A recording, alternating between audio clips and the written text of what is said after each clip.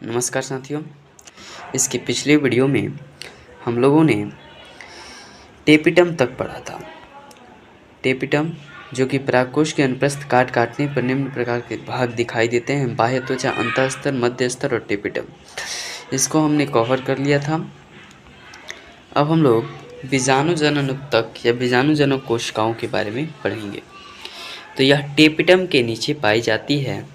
यह कोशिकाएं बाद में प्राग मातृ कोशिका या लघु बीजाणु मातृ कोशिका या सूक्ष्म बीजाणु मातृ कोशिका का कार्य करती हैं। लघु बीजाणु मातृ कोशिका द्विगुणित होते हैं।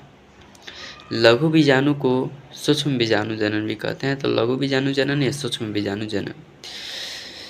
माइक्रोस्पोरोजेनेसिस।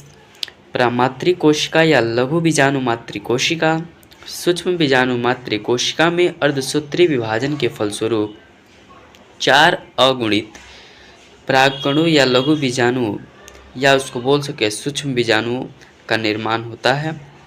इस प्रक्रिया को लघु बीजाणु जनन या सूक्ष्म बीजाणु जनन कहते हैं।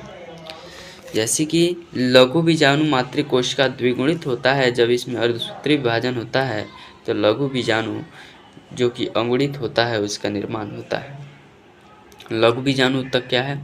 तो यह लघु बीजाणु में पाए जाते हैं जो परागकण बनाते हैं उसे क्या बोलते हैं? लघु बीजाणु ऊतक। परागकोश की ये संरचना है। इसको आप लोग आसानी से देख सकते हैं। परागकोश की संरचना, ये बाह्य त्वचा है। उसके बाद अंतःस्तर, बाह्य त्वचा है ये वाला। उसके बाद ये है अंतःस्तर।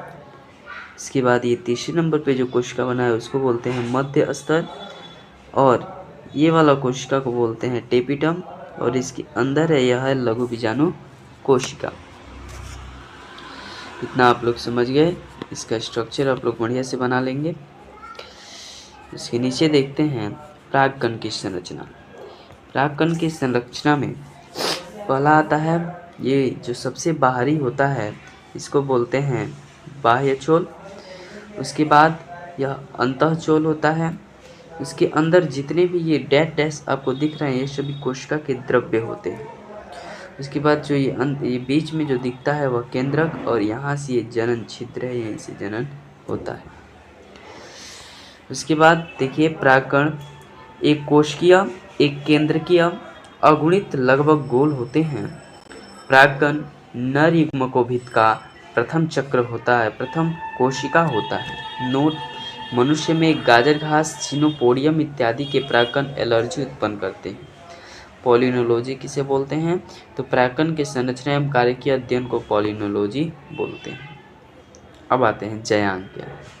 तो जयांग पुष्प का मादा जनन अंग होता है।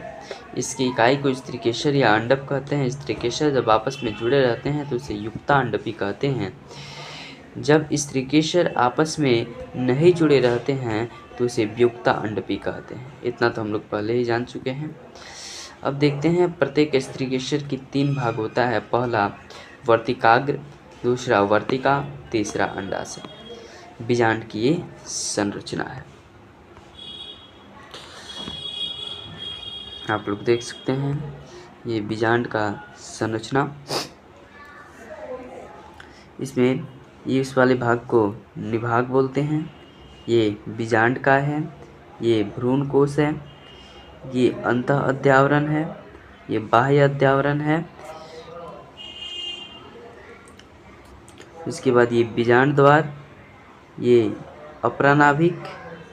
इसके बाद यह बीजांड वृंत, और ये तंतुमय समुच्चय है। इसके बाद ये अंड कोशिका है, और ये जो साइड में है ये सहायक कोशिका है। ये दोनों जो दिख रहे हैं ये दोनों ध्रुवीय केंद्रक हैं। उसके बाद केंद्रकीय कोशिका ये है। अब प्रतिमुख कोशिका या बोले तो प्रतिव्यास कोशिका, इन तीनों को बोलते हैं। इतना आप लोग समझ गए। इसको बना लेंगे आप लोग बढ़िया से। उसके बाद हम लोग समझते हैं बीजांड वृंत क्या है। तो बीजांड के वृंत को बीजांड वृंत कहा जाता है। अपरा या नाभि क्या है?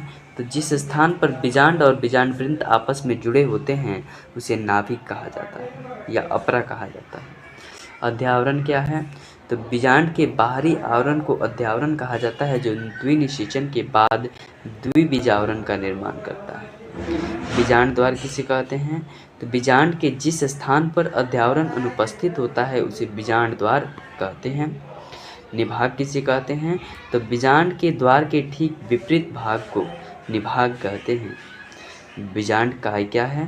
तो बीजांड के आंतरिक भाग में मृद्योत की संरचना होती है, उसे बीजांड काय कहा जाता है। बीजांड काय अध्यावरण से घिरा रहता है। भ्रूण कोश क्या है? तो बीजांड में एक थैलीनुमा संरचना पाई जाती है जिसे भ्रूण कोश कहते हैं। भ्रूण कोश में निषेचन के बाद भ्रूण का निर्माण होता है। गुरु बीजाणु जनन क्या है? तो गुरु बीजाणु मातृकोशिका का अर्धसूत्री विभाजन के फलस्वरूप 4 अगुणित गुरु बीजाणु का निर्माण होता है। इस प्रक्रिया को गुरु बीजाणु जनन कहते हैं।